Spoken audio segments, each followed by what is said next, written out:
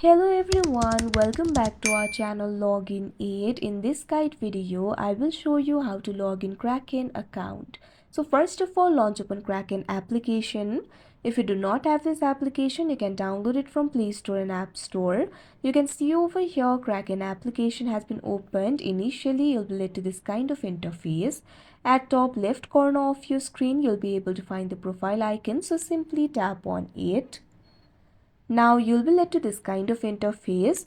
At bottom, you'll be able to find the option for sign in and create account. So if you do not have the account yet, you can create the account for yourself by tapping on the option create account. But if you already have the account and if you want to sign in to your account, tap on the option sign in that you can see on the screen. Now you'll be led to the sign in interface of Kraken app. From here you'll be able to sign in to your account. All you need to do is enter your username or email and password. So first of all, enter your email or username. If you have forgotten your username, you can tap on the option forget username and you'll be able to recover it. Now what you have to do is tap on the field of password. Now enter the password over here. If you have forgotten your password, tap on the option forget password and you'll be able to recover it. Now after you enter the credentials, tap on the continue option that you can see on the screen.